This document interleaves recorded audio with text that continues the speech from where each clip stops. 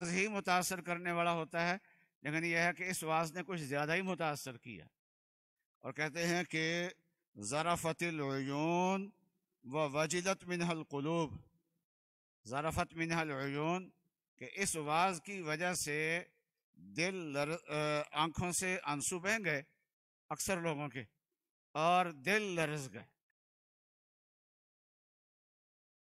تو یہ واز جب پورا ہو رہا تھا تو ایک آدمی نے اٹھ کے درخواست کر دی کہ یا رسول اللہ کأن هذه موضعۃ مودع، کہ یہ آپ کا واز ایسا ہے جیسے کوئی دنیا سے رخصت ہونے والا کوئی نصیحتیں کرتا ہوتا ہے۔ اور یہ بات کہنا بڑے حوصلے کی بات تھی، لیکن ضرورت کے بنا پر انہوں نے کہہ دی۔ تو یہ واز آپ کا ایسا ہے جیسے کوئی دنیا سے رخصت ہونے والا واز کیا کرتا ہے۔ فَأَوْصِنَا، ہمیں کوئی وصیت بھی کر دو، آپ کے بعد جو زندگی پیش آنی ہے مسلمانوں کے ساتھ، تو اس کے بارے میں کچھ نصیحتیں کر دیں۔ آج میں ذرا وہی آپ کو باتیں بتانی ہیں، چند باتیں ہیں۔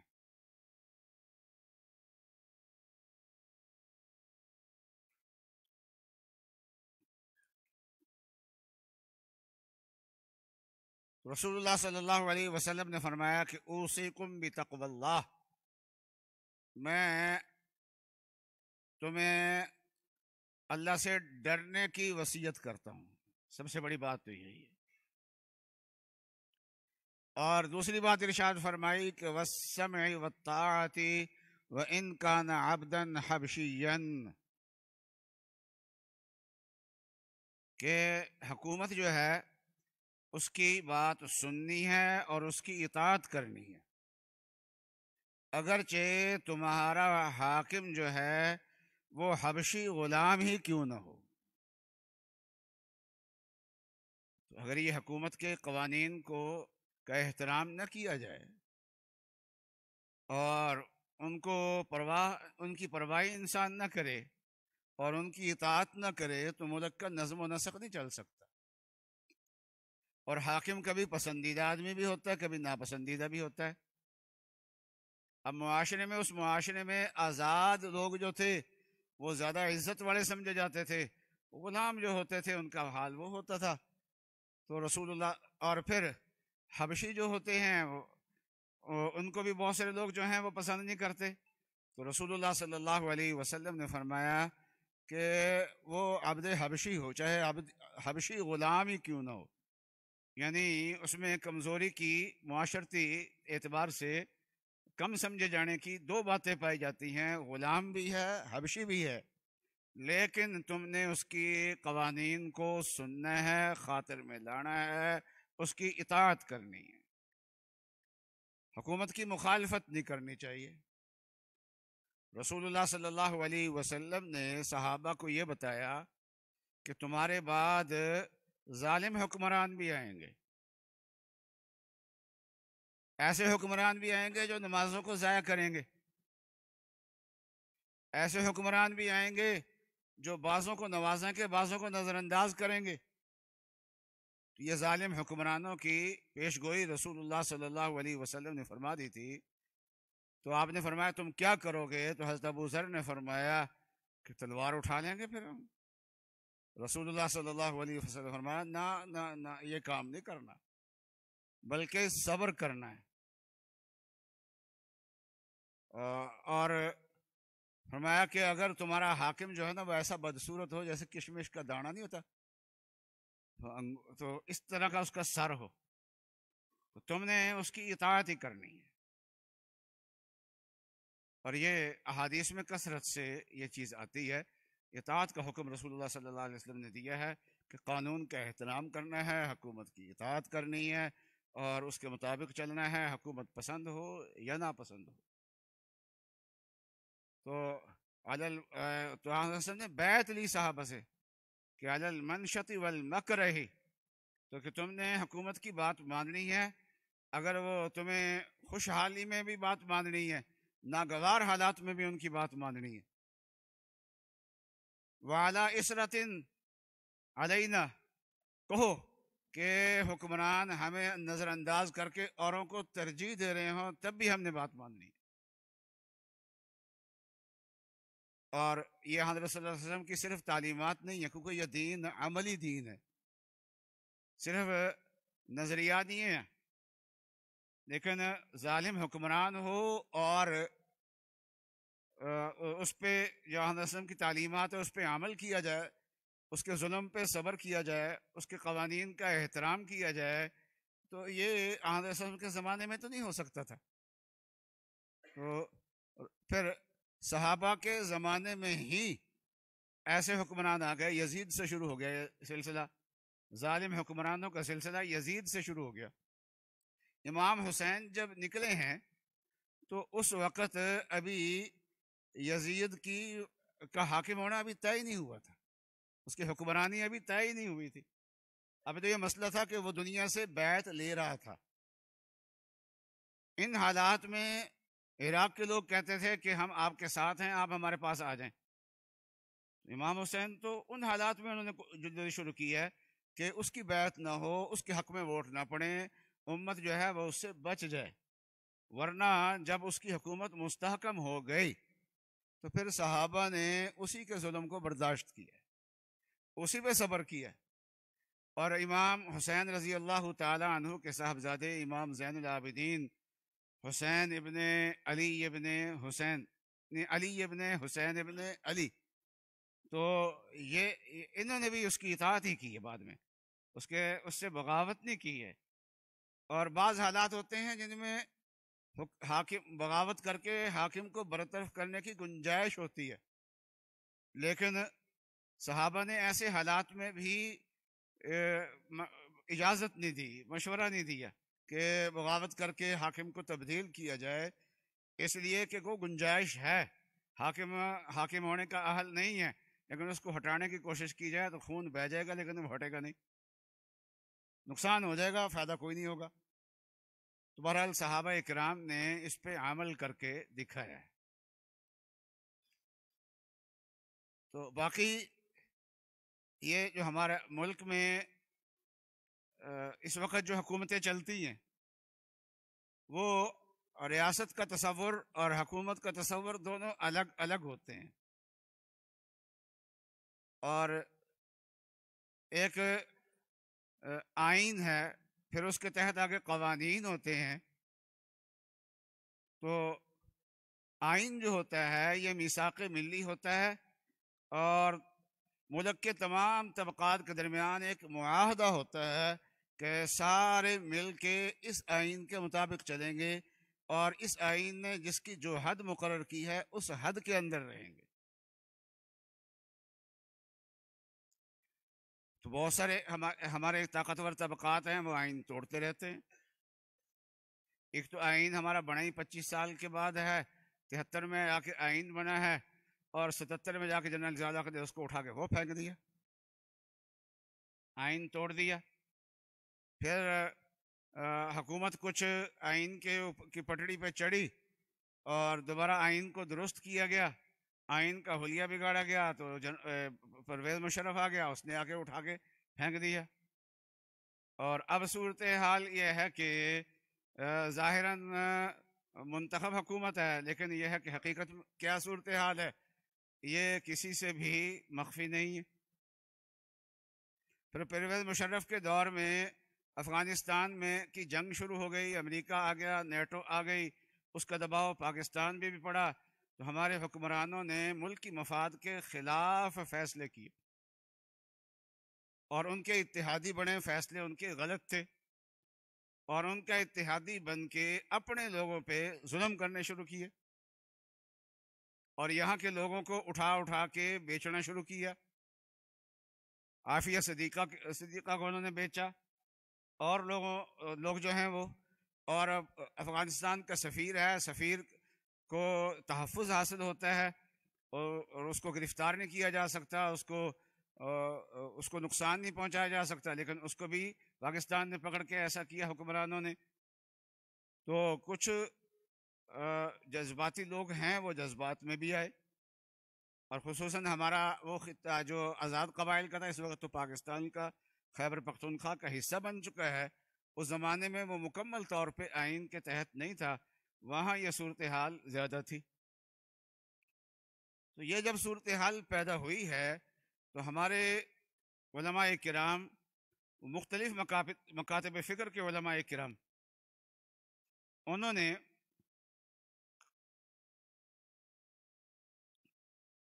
وہ پرویز مشرف کی پالیسیوں کو غلط کہتے تھے، اس پہ تنقید کرتے تھے، لیکن اس سب کے باوجود کہ پالیسیاں غلط ہیں اس کی، لیکن ان کی اس غلط پالیسیوں کی وجہ سے دین کو دبانا ہے۔ اور یہ بھی اب یہ دیکھ لیجئے کہ یہ 2014 میں یہ پشاور کا APS کا واقعہ پیش آیا ہے، اور اس واقعہ کے رد عمل میں نیشنل ایکشن پلان بنایا گیا، اور اس میں جو 20 نکات تھے ان میں سے ایک نکات جو ہے وہ مدارس کے خلاف نقطہ رکھا گیا تھا، اور عملاً جو ہے یہ نیشنل ایکشن پلان دینی قوتوں کو کچلنے کا پروگرام تھا۔ چنانچہ اس نیشنل ایکشن پلان پہ بڑا فخر کرتے ہیں کہ ہم نے اس پہ عمل کر کے امن قائم کیا ہے، تو یہ ابھی سپریم کورٹ نے یہ 2 دن پہلے جو سماعت کی ہے، اور اس سماعت میں وہ مظلوم بچوں کی جو مائیں آئی ہیں، جو ان کی آوازیں تھیں، تو وہ آسمانوں کو پہ جا رہی تھی، وہ بتا رہی تھی کہ ہمیں انصاف نہیں ملا، اور جو اصل ذمہ دار ہیں ان ذمہ داروں پہ ہاتھ نہیں ڈالا گیا۔ اب عدالت بھی انہی اس وقت جو اداروں کے سربراہ تھے انہی کو ذمہ دار ٹھہرا رہی ہے، اور وہ مظلوموں کے والدین بھی انہی کو ذمہ دار ٹھہرا رہے ہیں۔ اس وقت کی جو مرکزی حکومت تھی کا وزیر داخلہ تھا اس کو ذمہ دار ٹھہرا رہے ہیں، صوبائی حکومت کو ذمہ دار ٹھہرا رہے ہیں اس وقت کے۔ عدالت بھی یہی کہہ رہی ہے، ہم اپنی طرف سے بات نہیں کہہ رہے، عدالت کے فیصلے، اور وہ حکومت کو یہ کہہ رہے ہیں، وزیر اعظم کو، کہ کاروائی یہ مطمئن نہیں ہے، آپ ان کی بات سن کے ان کو مطمئن کریں۔ وزیر اعظم صاحب کہہ رہے ہیں آپ آرڈر دیں، ہم آپ کے آرڈر پہ عمل کریں گے، لیکن نہیں وزیر اعظم صاحب آپ نے سب کچھ کرنا ہے۔ مطلب یہ ہے کہ جو اصل ذمہ دار ہیں وہ اتنے طاقتور ہیں کہ نہ وزیر اعظم صاحب ان کو ہاتھ ڈالنے کی سوچ رہے ہیں اور نہ عدالت سوچ رہی ہے۔ یہ یعنی یہ بھی ایک ظلم کا راستہ تھا۔ اس سب کے باوجود تمام مکاتب فکر کے علماء کرام نے یہی بار بار فتویٰ دیا کہ اداروں کے خلاف ہتھیار اٹھانے کی اجازت نہیں ہے۔ جو رسول اللہ صلی اللہ علیہ وسلم کی تعلیمات ہیں ان تعلیمات کو نظر انداز نہیں کیا جا سکتا۔ ٹھیک ہے ہم مظلوم ہیں، یہ ظالم ہیں، انہوں نے آئین کو بھی پامال کیا ہے، اور جو مسلمانوں کے نمائندے ہیں ان کی نمائندگی کو بھی انہوں نے پامال کیا ہے، اور دینی قوتوں کو کچلنے کی کوشش بھی کی ہے۔ مجرم ہیں، سب کچھ ہیں، ظالم ہیں، ان کے ظلم میں کوئی شک نہیں ہے، لیکن ہتھیار اٹھانے کی اجازت نہیں۔ چنانچہ تمام مکاتب فکر کے علماء نے، یہ 2000 کے بعد یہ شروع ہوا نا سارا سلسلہ، تو 2004 میں تمام مکاتب فکر کے علماء نے یہ مسئلہ بتایا۔ پھر سن 2010 میں لاہور میں علماء دیوبند کے تمام طبقات جمع ہوئے، انہوں نے بھی یہ مسئلہ بتایا، اس میں مجھے بھی شرکت کرنے کا موقع ملا، اور القاعدہ کی طرف سے پھر دھمکی بھی آئی، مجھے بھی آئی کہ تمہیں ٹھیک کرتے ہیں، ہم تو شریعت کی بات کر رہے ہیں۔ چنانچہ اس اجلاس میں جو میرے ساتھ بیٹھے ہوئے تھے عالم، ان کا نام تھا مولانا معراج الدین صاحب، وہ قبائلی کے علاقے تھے، وہ شہید بھی کر دیے گئے بعد میں۔ مولانا فضل الرحمان صاحب نے بھی یہ شریعت کا جو بات ہے وہی انہوں نے سامنے رکھی، اور نوجوانوں کو تشدد سے روکا، تو 3 مرتبہ سے زیادہ ان پہ خودکش حملے ہوئے، بہت سارے علماء اس میں شہید ہو گئے ہیں، لیکن جو شریعت کا معیار ہے وہی بتایا ہے۔ اور بہت سارے لوگ اب بھی کہتے ہیں کہ حکمرانوں کے بھی بڑے حق ہوتے ہیں، یہ میں بتا رہا ہوں علماء نے ہمیشہ بتائے ہیں، لیکن آئین اور قانون کے دائرے میں رہتے ہوئے تنقید کا حق بھی ہوتا ہے۔ حضرت عثمان رضی اللہ تعالیٰ عنہ پہ تنقید کی گئی، اور خلیفہ راشد پہ جو شرپسند تنقید کریں گے وہ بے جا ہی ہوگی، وہ بے جا تنقید تھی۔ حضرت عثمان رضی اللہ تعالیٰ عنہ پہ، اور اس وقت کے گورنروں نے کہا بھی کہ آپ ہمیں اجازت دیں، ان لوگوں کو کچل کے رکھ دیں گے. حضرت عثمان نے اجازت نہیں دی، ان کی زبان بند نہیں کی. تو غلط تنقید پہ بھی زبان بند نہیں کی ان کی. خلیفہ راشد کے خلاف جو تنقید ہوگی وہ یقیناً غلط ہوگی. اور پھر صحابہ کرام اس تنقید میں شامل بھی نہیں تھے. صحابہ کرام ان لوگوں کے ساتھی نہیں تھے، لیکن یہ ہے کہ پھر بھی حضرت عثمان نے اجازت نہیں دی تنقید کی. تو تنقید کرنا حکمرانوں پہ یا اداروں پہ مثبت انداز سے تنقید کرنا، تو یہ قانون اس کی اجازت دیتا ہے، آئین اس کی اجازت دیتا ہے. احتجاج کرنا قانون کے دائرے کے اندر رہ کے اس کی آئین اجازت دیتا ہے، اس کی قانون اجازت دیتا ہے. جلسے کرنا اس کی آئین اجازت دیتا ہے، اس کی قانون اجازت دیتا ہے. اور ریلیاں نکالنا اس کی آئین اور قانون اجازت دیتا ہے. تو یہ جو ہے یہ رسول اللہ صلی اللہ علیہ وسلم کے ارشاد کے خلاف نہیں ہے. جو چیز رسول اللہ صلی اللہ علیہ وسلم کے ارشاد کے خلاف تھی وہ علماء نے متنبع کر دیا. ہماری جو جماعت اس وقت حکمران ہے، انہوں نے کہا تھا سول نافرمانی کرو، تو سول نافرمانی جو ہے وہ قانون آئین کے خلاف ہے اور رسول اللہ صلی اللہ علیہ وسلم کی جو تعلیمات ہیں ان کے خلاف ہے. اور انہوں نے کہا تھا کہ جو ہمارے کارکنوں کو چھیڑے گا، اس وقت کے وزیر اعظم جو ہیں انہوں نے اس وقت کہا تھا اپنے دھرنے کے دوران میں، جو میرے کارکنوں کو پڑے گا میں اس کو خود پھانسی دوں گا. اور انہوں نے کہا تھا کہ بجلی کے بل جلا دو، بل ادا نہ کرو، باہر سے جو پیسے آ رہے ہیں وہ ہنڈی کے ذریعے بھیجے جائے، اور اداروں پہ حملہ کر دیے. یہ چیزیں جو ہیں یہ ہے حکومت کا مقابلہ. یہ قانون سے ہٹ کے ہے، یہ آئین سے ہٹ کے ہے، یہ ہے حکومت کا مقابلہ جس سے رسول اللہ صلی اللہ علیہ وسلم نے منع فرمایا. تو ایک تو حضرت نے فرمایا کہ اوصیکم بتقوی اللہ والسمع والطاعۃ وان کان عبدا حبشیا. پھر آگے فرمایا فإنہ من یعش منکم بعدی فسیری اختلافا کثیرا. میرے بعد جو آدمی زندہ رہے گا وہ بہت اختلاف دیکھے گا. بعد میں اختلافات بھی آئیں گے، امت میں تفریق بھی آئے گی.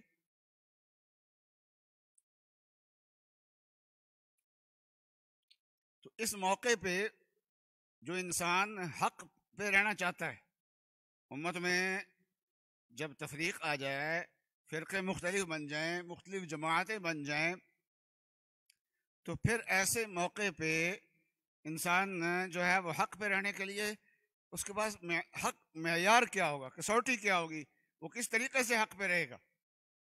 تو رسول اللہ صلی اللہ علیہ وسلم نے وہ معیار بھی بتایا.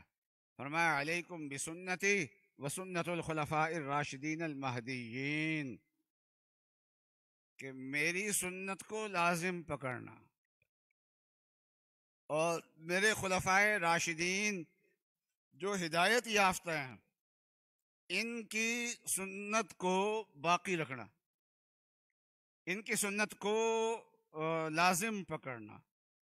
تو معلوم یہ ہوا کہ رسول اللہ صلی اللہ علیہ وسلم کی سنت اور خلفائے راشدین کی جو سنت ہے یہ حق کا پہچاننے کا معیار ہے.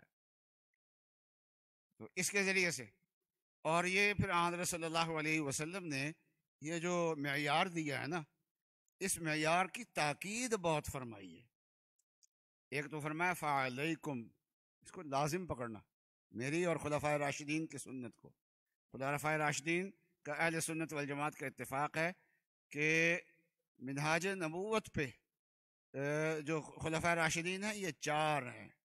ویسے اس کے بعد بھی خلفاء کا لفظ بولا گیا ہے، لیکن یہ ہے کہ جن کے اقدامات کو شریعت اور دین سمجھا جاتا ہے. یہ تو خلافت راشدہ کا حضرت علی رضی اللہ تعالیٰ عنہ کے آخر تک کا جو دور ہے، تو اس دور کی خاصیت کیا ہے کہ ان حضرات نے مقاصد نبوت کی تکمیل کی ہے. تو حضرت نے فرمایا ایک تو اپنی سنت اور خلفائے راشدین کے طریقوں کو بھی سنت قرار کیا، پھر کہا لازم پکڑو، اور فرمایا پھر تمسکو بہا، ان 2 سنتوں سے تم نے استدلال کرنا ہے، شریعت کے مسائل میں جو استدلال ہے وہ ان سے کرنا ہے، اس سے تمسک کرنا ہے.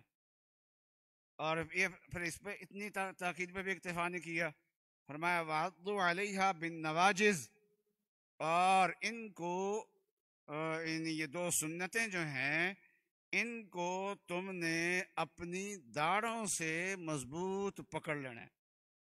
آدمی کو دان سے پکڑتا ہے نا تو اتنی مضبوطی نہیں ہوتی، اور کوئی کسی چیز کو داڑھ سے زور سے پکڑ لے تو وہ بہت مضبوطی سے پکڑی جاتی ہے. مطلب یہ ہے کہ اس کو مضبوطی سے تھام لینا. اور آگے چل کے ایک موقع پہ حضور صلی اللہ علیہ وسلم نے فرمایا کہ میری امت میں 73 فرقے ہوں گے، ایک نجات پانے والا ہوگا. تو فرمایا، صحابہ نے پوچھا وہ ایک نجات پانے والا فرقہ کون سا ہوگا؟ تو رسول اللہ صلی اللہ علیہ وسلم نے فرمایا ما انا علیہ و اصحابی، جس طریقے پہ میں ہوں اور میرے صحابہ ہیں. اور یہ جو پہلی حدیث میں آپ کو سنائی ہے حضرت وسلم کی تفصیل سے، تو امام ترمذی رحمۃ اللہ علیہ نے اس حدیث کو حسن صحیح فرمایا. اور جو دوسری حدیث سنائی ہے اس کے بعض طرق پہ کلام بھی ہے اور بعض طرق اس کے صحیح بھی ہیں، یعنی صحیح سندیں بھی اس کی ہیں. تو حضرت صلی اللہ علیہ وسلم نے معیار جو ہے وہ اپنے طریقے کو، اپنی سنت کو، خلفائے راشدین کے طریقے کو، اور خلفائے راشدین کے طریقے کو سنت کا ہے، اور باقی صحابہ کے طریقے کو فرمایا. تو دین میں بنیادی چیز تو قرآن ہے، لیکن یہاں حضرت صلی اللہ علیہ وسلم نے حق اور باطل کو پہچاننے کا معیار جو ہے وہ اپنی اور خلفائے راشدین کی سنت کو اور صحابہ کے طریقے کو فرمایا ہے. اس لیے کہ یہاں تو پہچاننے کی ضرورت ہے نا، تو پہچان تو کوئی آسان ہونی چاہیے نا. تو عملی نمونہ آسان ہوتا ہے اور علمی چیز مشکل ہوتی ہے. آپ کسی درزی سے واسکٹ سلوانا چاہیں اور 20 خصوصیات اس کی لکھ کے دے دیں اس کو، اور آپ دوبارہ لینے جائیں تو ممکن ہے کہ وہ غلطی کر چکا ہو، اس میں کوئی آپ کی منشا کے مطابق نہ ہو. لیکن ایک اپنی واسکٹ جو آپ کی صحیح ہے، فٹ ہے آپ کے، وہ اتار کے اس کو دے آئیں اور کہیں کچھ بھی نہ، تو آپ کو جب واسکٹ وہ سی کے دے گا تو شکایت نہیں ہوگی، ملے گی آپ کو، وہ بالکل صحیح ہوگی. عملی نمونہ جو ہوتا ہے وہ فیصلہ کن ہوتا ہے. جب حضرت علی رضی اللہ تعالی عنہ سے خوارج نے اختلاف کیا، کیونکہ حضرت علی نے حضرت معاویہ سے صلح کرنے کے لیے ثالثی قبول کر لی تھی، صحابہ دو ڈال دیے تھے یہ ثالثی کریں گے. تو یہ خوارج حضرت علی کی جماعت سے نکل کے کھڑے ہو گئے، کہنے لگے کہ آپ نے ان کا فیصلہ مان لیا. اللہ کہتے ہیں ان الحکم الا للہ، فیصلہ تو صرف اللہ کا ہوتا ہے، یہ آپ کیا کر رہے ہیں؟ اور اس کو بڑا شور میں جاتے تھے، آیت پڑھتے تھے. حضرت علی خطبہ دیتے تھے، یہ مسجد سے باہر کھڑے ہو کے شور میں جاتے، آیت پڑھتے تھے ان الحکم الا للہ، ان الحکم الا للہ. حضرت علی نے فرمایا کلمۃ حق ارید بہ الباطل، لفظ صحیح ہیں، قرآن کے الفاظ ہیں، لیکن معنی غلط ہے. پھر حضرت عبداللہ ابن عباس ان سے بات کرنے کے لیے گئے، سمجھانے کے لیے، مذاکرات کرنے کے لیے، افہام و تفہیم کے لیے ان سے گئے. تو حضرت علی نے فرمایا کہ ان سے بات جو ہے وہ قرآن سے نہیں کرنی، رسول اللہ صلی اللہ علیہ وسلم کی سنت سے کرنی. ابن عبد البر نے بیان فضل العلم والعلماء کتاب لکھی ہے، اس میں یہ واقعہ درج کیا ہے. تو حضرت عبداللہ ابن عباس نے فرمایا کہ قرآن سمجھنے کی، فہمی کی تو رسول اللہ صلی اللہ علیہ وسلم نے مجھے دعا دی ہے. اس امت میں جتنے مفسرین ہیں ان میں سب سے زیادہ جن کو حضور صلی اللہ علیہ وسلم نے قرآن فہمی کی دعا دی ہے وہ عبداللہ ابن عباس ہیں، صحابی ہیں. فرمایا بات ٹھیک ہے، لیکن جب قرآن پیش کرو گے تو اس میں معنی میں اختلاف ہو جائے گا، آپ کہیں گے یہ معنی، وہ کہیں گے یہ معنی. اور حضرت صلی اللہ علیہ وسلم کی سنت تو ایک عملی چیز ہے، عملی چیز کے اندر اختلاف نہیں ہو سکتا. تو یہ معیار جو ہے حق اور باطل کا کتابیں معیار نہیں ہے، بلکہ معیار جو ہیں وہ کتابیں سمجھنے والے جو لوگ ہوتے ہیں وہ معیار ہوتے ہیں. بہت سارے لوگ کہتے تھے کتاب معیار ہے. یاد رکھیے جہاں اللہ تعالیٰ نے اپنی کتاب دی ہے، کتاب اللہ دیے ہے، وہاں اللہ تعالیٰ نے دین سمجھنے کے لیے اپنے خاص بندے دیے ہیں جن کو رجال اللہ کہہ سکتے ہیں. تو دین ملتا ہے دو راستوں سے، کتاب اللہ سے اور رجال اللہ سے دین ملتا ہے. یہ دو راستے ہیں دین کو لینے کے، کتاب اللہ اور رجال اللہ جب دونوں کو لے کے چلتے ہیں تو پھر توازن قائم ہوتا ہے، اعتدال قائم ہوتا ہے۔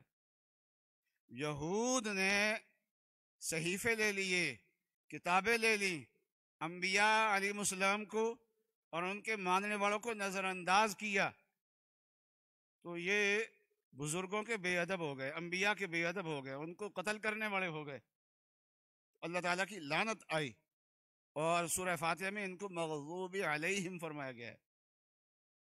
اور نصارہ نے عیسیٰ علیہ السلام کو لے لیا، اپنے بزرگوں کو لے لیا اور کتاب اللہ کو نظر انداز کر دیا، تو بدعات کا شکار ہو گئے، گمراہی کا شکار ہو گئے، ضالین بن گئے۔ ہمیں کہا گیا نہ مغضوب علیہم بننا ہے، نہ ضالین کا راستہ اختیار کرنا ہے، اللہ کے انعام یافتہ بندوں کا راستہ اختیار کرنا ہے، ہمیں یہ بتایا گیا۔ جب دونوں چیزوں کو ملایا جاتا ہے تو پھر توازن قائم ہوتا ہے۔ کتاب اللہ کو لیں گے، اس کے ساتھ اللہ کے نیک بندوں کو لیں گے تو کتاب صحیح سمجھ میں آئے گی،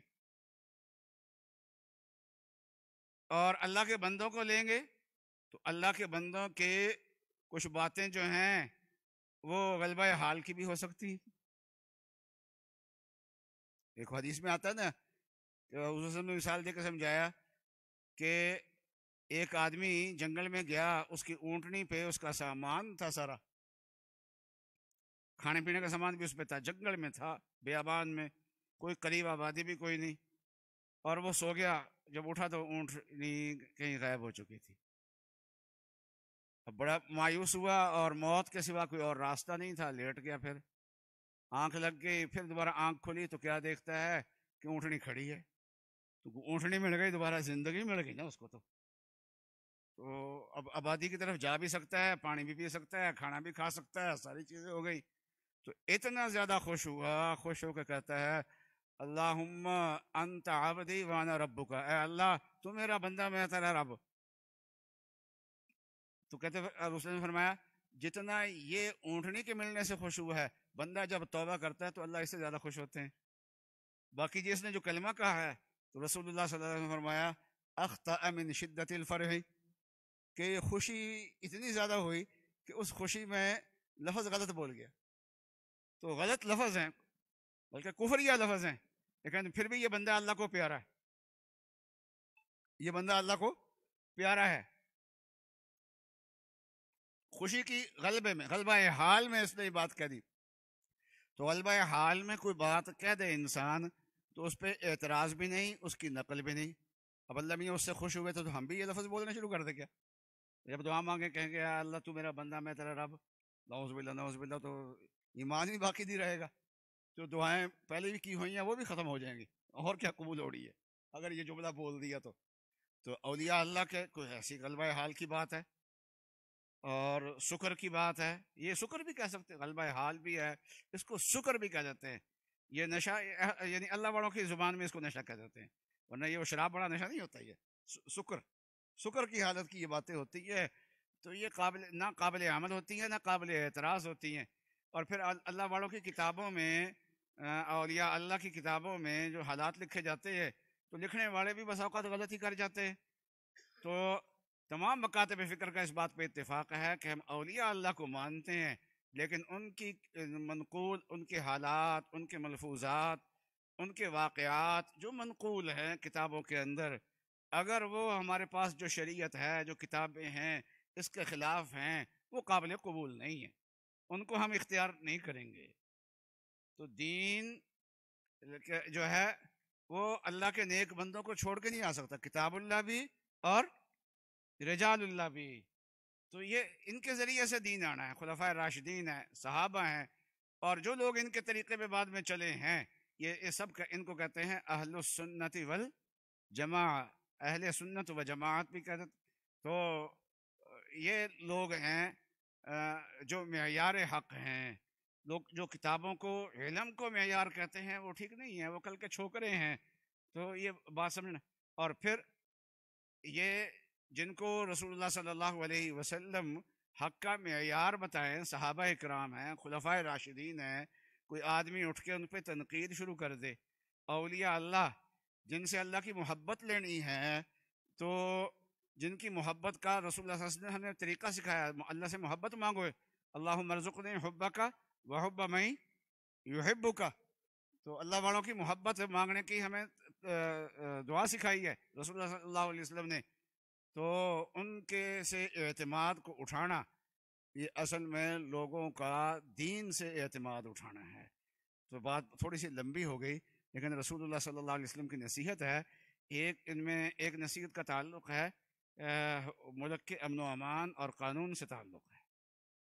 اور میں نے بتایا کہ اس دور میں علماء کرام نے کس طریقے سے امت کی رہنمائی کی ہے اور بتایا ہے، اور لوگوں کو اسلحہ اٹھانے سے، مقابلہ کرنے سے، مسلح کارروائیاں کرنے سے روکا ہے. باوجود کہ خود پھنسے ہوئے ہیں لیکن روکا ہے، ان کو روکا ہے لوگوں کو ہمیشہ. اور یہ تو سیاسی پارٹیاں یہ کام کرتی ہیں، وہ کہتے ہیں سول نافرمانی کرو، بیل جلاؤ، اور ہنڈی کے ذریعے سے پیسے منگواؤ، اور اداروں کے اندر گھس جاؤ، پی ٹی وی میں گھس جاؤ، فلان جگہ گھس جاؤ.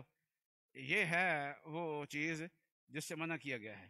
باقی احتجاج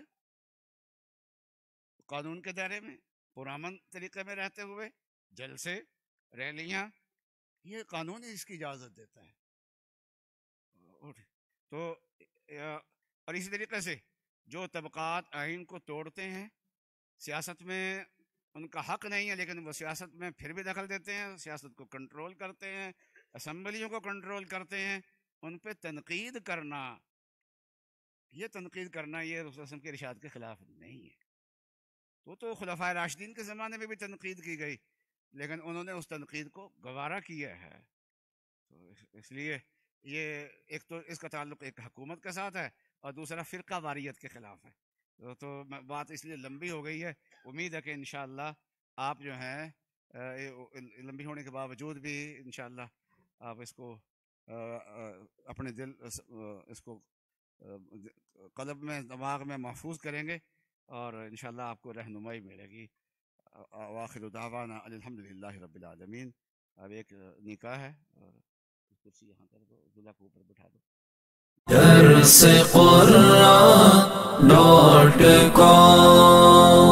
www.darsequran.com